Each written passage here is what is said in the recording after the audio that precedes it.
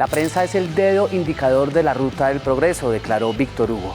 Bienvenidos a Disruptiva, el espacio de la transformación, de la innovación y el liderazgo, aquí en Telamiga Internacional. Hoy con un programa dedicado al periodismo, justamente en febrero, el mes del periodista en Colombia. Bienvenidos.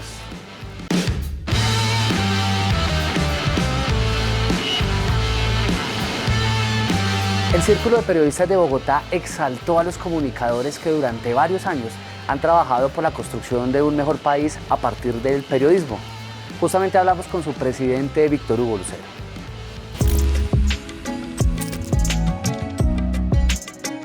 Eso es lo que queremos seguir con una tradición del CPB, donde premiamos los periodistas a los periodistas, los mejores de Colombia, los mejores trabajos y sobre todo que vamos a seguir uniendo al periodismo y buscando objetivos concretos.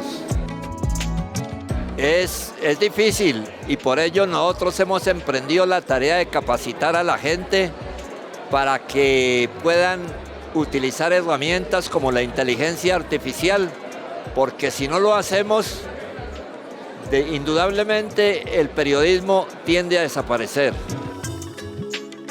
Yo diría que no 5 o 10 años ya. Incluso me decía un editor de un periódico que le fueron a ofrecer el trabajo de 10 periodistas a través de la inteligencia artificial, pidió la prueba y salió maravillado diciendo que la inteligencia artificial podría reemplazar desde ya a muchos periodistas. Yo creería que deberían vincularse más al conocimiento de las tecnologías para con ellas no evitar que sean enfrentados, sean atropellados. Más vale que trabajen de la mano con ella y salgan adelante en los proyectos que tengan. Les cuento que el CPB viene el próximo año, los 80 años del CPB. Ahí pensamos hacer muchas actividades de académicas, culturales y sobre todo de capacitación periodística. Hemos estado hablando con nuestro aliado permanente que es la Universidad La Gran Colombia y hacer muchos, pero muchos actos académicos conjuntos del periodismo con esta universidad.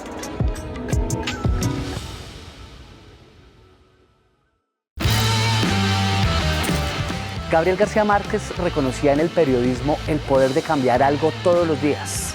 Continúa aquí en Disruptiva, por Telamiga Internacional. Jairo Valderrama es un destacado profesor universitario. Durante más de 30 años ha formado a varios de los periodistas que en este momento trabajan en el país. Por eso hablamos con él sobre los retos y el papel del periodismo en el 2024.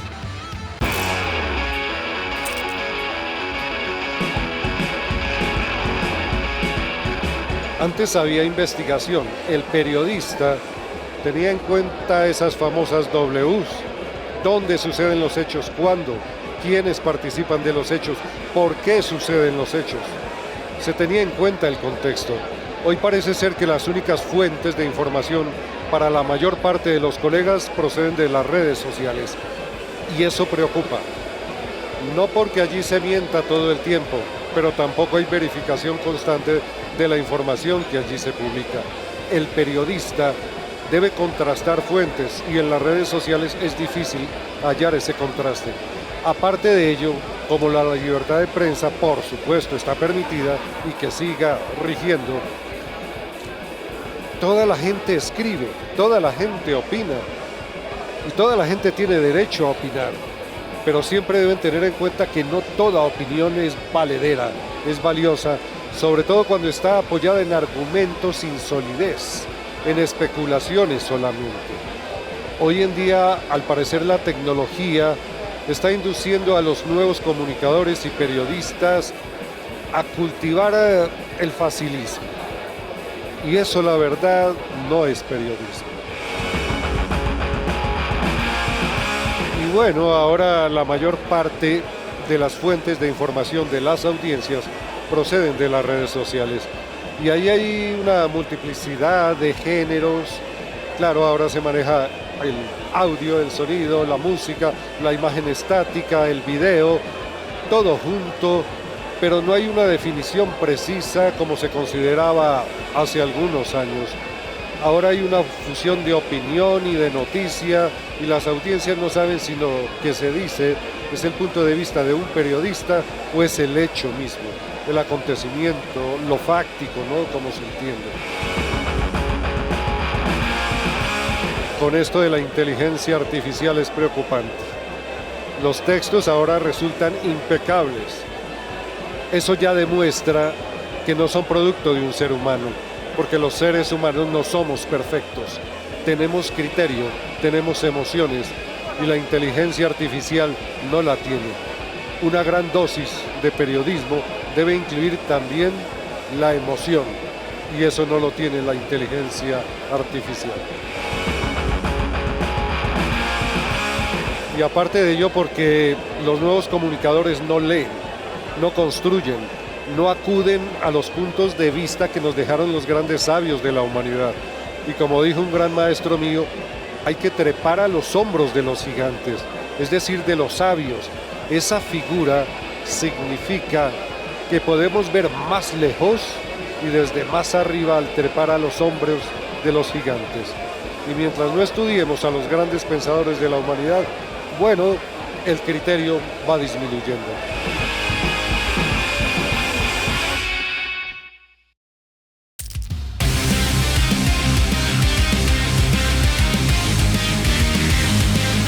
El periodismo encuentra nuevos retos en la cuarta revolución industrial. La información que ahora fluye por las redes sociales es importante analizarlas.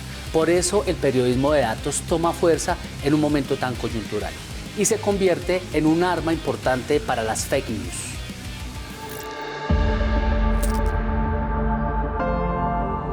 Tratar de aproximarse a la realidad del país desde las cifras, o sea, no tanto desde lo emocional, que es lo que mueve mucho las fakes, que te tocan las emociones, te tocan las fibras, tus creencias, tus miedos, todo esto, y eso es lo que hace tan fácil que se difundan, para cambiarlo por un discurso un poco más racional, donde a través de los datos, de las peticiones de acceso a la información, de todos esos datos abiertos que tenemos en el país, todos los presupuestos, todas las cifras, todos los balances, toda esa información está en línea. Tenemos que aprovecharla y saberla buscar para hacer este tipo de periodismo que contribuya a bloquear esas fake news. No es fácil porque se difunden muy rápido, pero sí hacerle entender al lector los fenómenos de forma más profunda, desde lo fáctico, desde un método un poco más científico, con análisis de información, con visualizaciones, que nos permitan acercarnos más a algo más profundo que simplemente apelar a lo emocional para compartir. Ese es más o menos el objetivo de la ponencia. Explicar un poco cómo hacemos chequeo de información, cómo hacemos este tipo de control ciudadano del presupuesto, de la plata que se gastan en contratos, de la contratación estatal, de los gastos, de los presupuestos, de la plata que tienen los congresistas, los políticos, y todo ese poder para hacerles igual un control, porque uno es el jefe de los funcionarios. Entonces, digamos que esa es una forma. Otra, chequear información, no caer en las cadenas, no caer en la información falsa y no comer cuento al discurso. También tener un chequeo de discurso que nos permita decir cuándo el funcionario exagera, cuándo miente o cuándo realmente dice la verdad. Es un poco eso, y hacer periodismo de profundidad.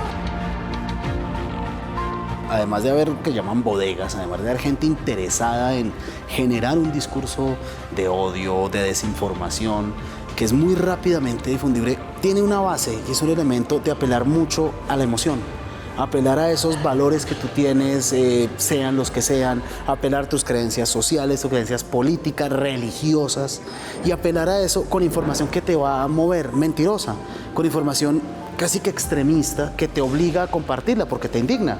Cuando uno se siente indignado o amenazado, reacciona casi sin pensar. Con vehemencia. Entonces por eso las comparte, por eso las mueve, por eso, además de la difusión que se hace automática que hay, también el mismo ciudadano las difunde, el mismo ciudadano se encarga de compartir eso sin un mínimo de raciocinio quizá. Entonces, ¿cuál es la idea? Tratar de hacerle contrapeso a eso, tratar de, con buena información, con periodismo, con datos, No es fácil, pero tratar de hacerle contra eso es de frenar un poco el fenómeno y encontrar buena información, tratar de que la persona tenga buena información en las plataformas en las que se mueve. Es un reto, y es el reto más grande ahorita del periodismo, detener esa ola de desinformación, de manipulación, de polarización que tenemos. Ese es el gran reto que hay, pero se puede hacer a través de los datos, a través del método científico, a través de hacer información racional y profunda y que abarque todas las aristas del cuento, contar bien la historia y de forma redonda para prevenir eso. Pero es eso, difundir cosas que son demasiado exageradas, incluso difíciles de creer, pero que te mueven en un debate político, los montajes de fotografía, las frases que no dijo, cuando hay procesos, poner que nos van a quitar un derecho o que nos van a vulnerar una creencia religiosa. Eso mueve a cualquier persona porque son los valores más profundos y de ahí la redacción. Y el periodismo tiene que ver cómo lo frena. No es fácil y por cada 10.000 likes que tiene una mentira, un desmentido tiene 2.000. Por fortuna las redes cada vez son más conscientes de ello y ya hay herramientas que te permiten bloquear ese tipo de contenidos o que con el contenido mentiroso te muestran el chequeo y te digan, ojo que esto es mentira. Pero es muy largo el camino que nos espera.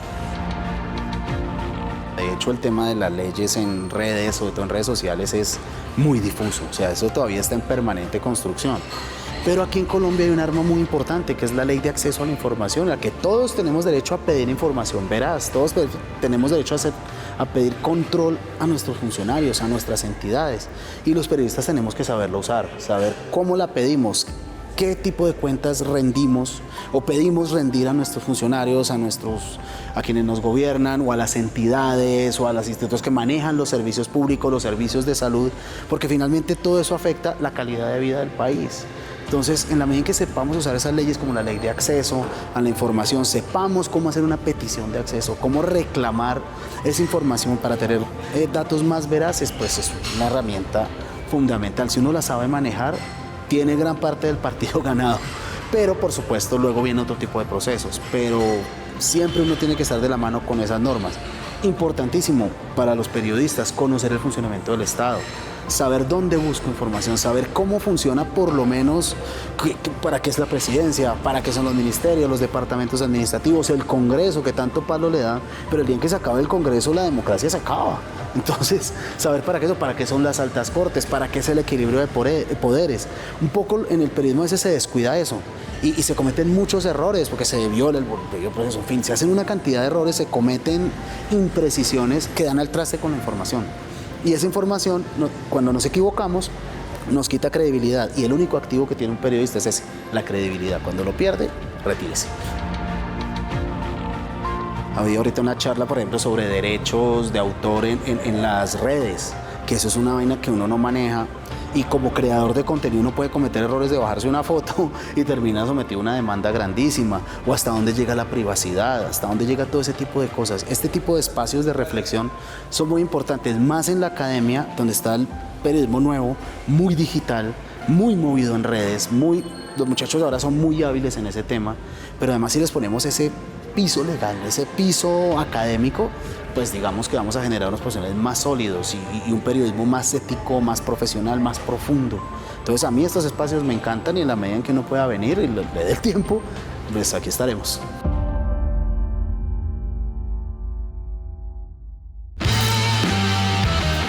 Andrés Mompotes es el director del Tiempo Casa Editorial, uno de los medios de comunicación más influyentes y tradicionales en el país. Hablamos con él para entender esos retos que implica esta cuarta revolución industrial, la digitalización y el crecimiento exponencial.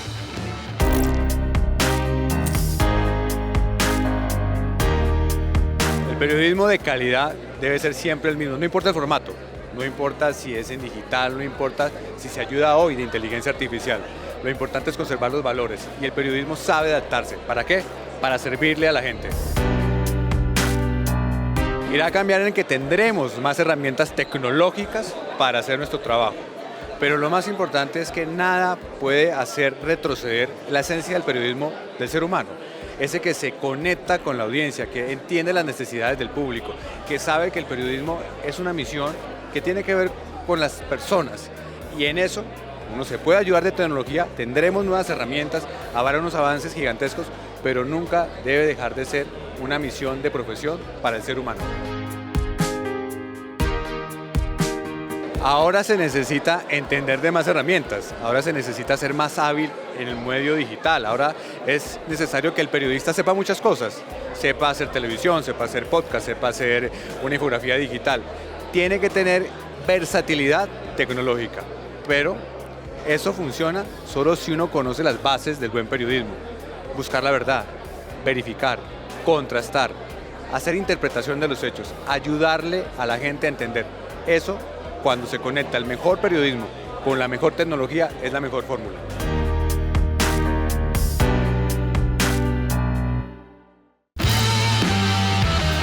El periodismo cumple un papel muy importante para la sociedad, es la democratización de la información. Continúe en Disruptiva, aquí, por Telamiga Internacional.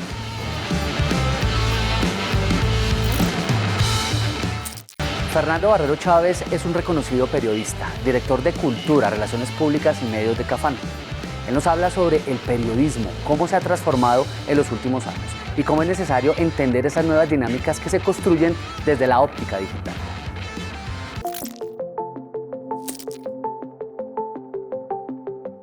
Yo creo que el principal reto que tiene el periodista hoy en día es la parte digital.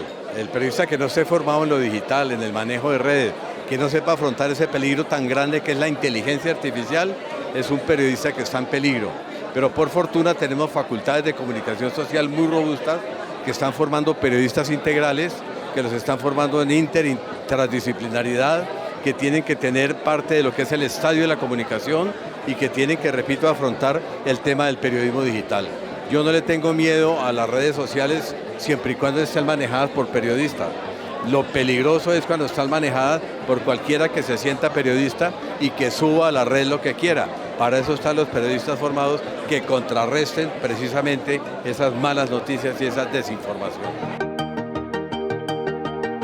Es un periodismo, como lo decían esta mañana con unos estudiantes de la Gran Colombia, es un periodismo que tiene que volver al tema investigativo, que tiene que recuperar la crónica, que es lo que lo diferencia de las redes sociales. En los medios convencionales cabe la crónica, cabe el periodismo de investigación, caben los relatos periodísticos.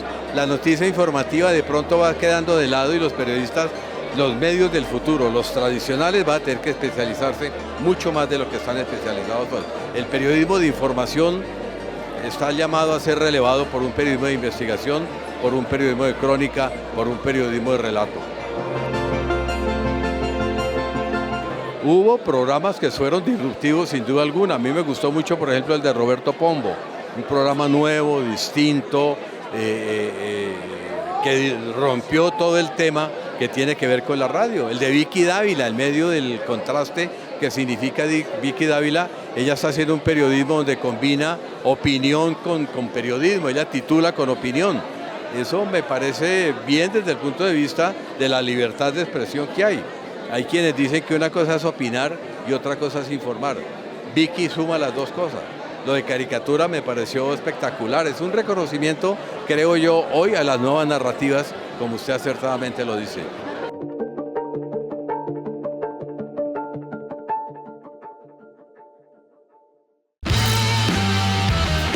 Nuevas herramientas, formatos y medios se forjan en el periodismo de hoy a través de lo digital. Un ejemplo de ellos nos lo presenta la no ficción, que a través de los podcasts con Spotify logra tener un reconocimiento importante en este gremio, a través del especial que desarrollaron sobre DMG en Colombia.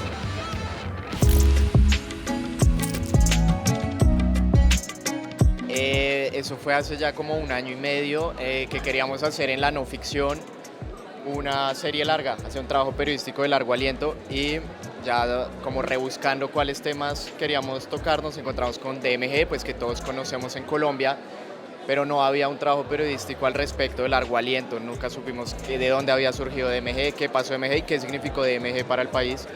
Entonces nos pusimos manos a la obra, hicimos una reportería de 1 año casi, en el que hablamos con más de 90 personas, viajamos a la Hormiga Putumayo, que fue donde nace DMG, visitamos Panamá, que es donde pues termina toda la historia de David Murcia, porque allá es capturado por la Interpol. Y después ya el gran reto fue, teniendo 300 horas de grabación, fue armar una serie que estuviera muy comprimida y que se explicara todo. Yo creo que ese fue el gran reto de hacer de MG El sueño de la hormiga. Yo creo que hay unas cosas que siguen igual en el periodismo, que es como el periodismo bien hecho, la ética, todo eso va a tener que seguir haciéndose cuando uno haga periodismo en audio, en podcast. Digamos, creo que esta serie y que le hayan dado el premio es un reconocimiento a la reportería hecha de a pie, como se llama. Reportería hecha de a calle, hablar con gente, ir a los lugares a preguntar qué pasó. Entonces creo que tiene que haber una simbiosis entre el periodismo clásico, estas nuevas tecnologías, por así decirlo. Y yo lo que veo con preocupación es que muchos podcasts periodísticos no están cumpliendo con la rigurosidad que uno sí ve en periodismo en prensa, como con la idea vaga de que el podcast no requiere la misma dosis de rigurosidad, sino que tiene que ser solo entretenimiento, y eso no es cierto. El periodismo en audio, en podcast, tiene que guardar las mismas pretensiones de meticulosidad que el gran periodismo escrito o el gran periodismo en televisión.